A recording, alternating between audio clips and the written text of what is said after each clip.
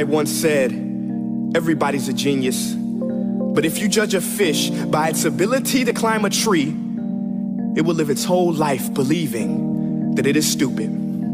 Ladies and gentlemen of the jury, today on trial we have modern day schooling. Glad you could come. Not only does he make fish climb trees, but also makes them climb down and do a 10-mile run. Tell me, school, are you proud of the things you've done? Turning millions of people into robots, do you find that fun?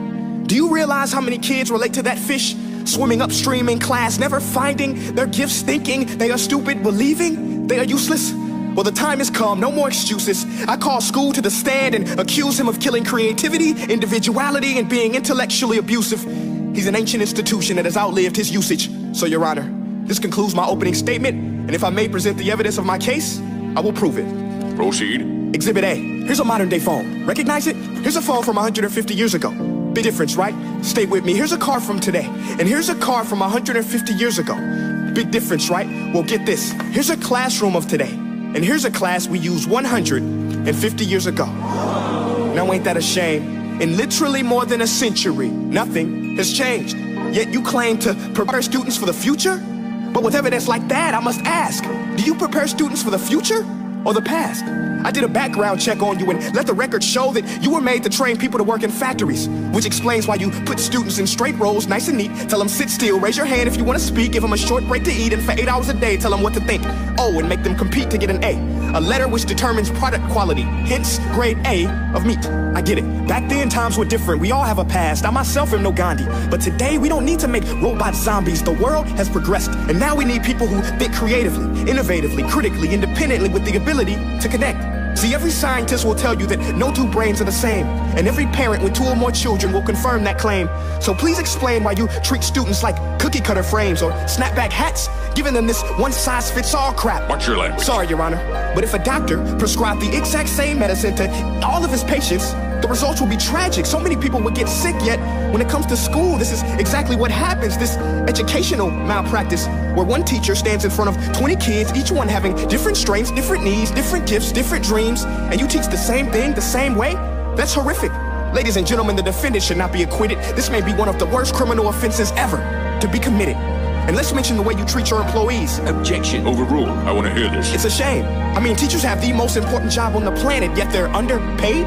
No wonder so many students are short-changed. Let's be honest. Teachers should earn just as much as doctors, because a doctor can do heart surgery and save the life of a kid, but a great teacher can reach the heart of that kid and allow him to truly live. See, teachers are heroes that often get blamed, but they're not the problem. They work in a system without many options or rights. Curriculums are created by policymakers, most of which have never taught a day in their life. Just obsessed with standardized tests. They think bubbling in a multiple choice question will determine success. That's outlandish. In fact, these tests are too cruel to be used and should be abandoned, but don't take my word for it. Take Frederick J. Kelly, the man who invented standardized testing, who said, and I quote, "These tests are too cruel to be used and should be abandoned." Ladies and gentlemen of the jury, if we continue down this road, the results will be lethal. I don't have much faith in school, but I do have faith in people. And if we can customize healthcare, cars, and Facebook pages, then it is our duty to do the same for education, to upgrade and change and do away with school spirit, because that's useless unless we're working to bring the spirit out of each and every student. That should be our task. No more Common Core. Instead, let's reach the core of every heart in every class. Sure, math is important, but no more than art or dance. Let's give every gift an equal chance. I know this sounds like a dream, but countries like Finland are doing impressive things. They have shorter school days, teachers make a decent wage, homework is non-existent, and they focus on collaboration instead of competition. But here's the kicker, boys and girls.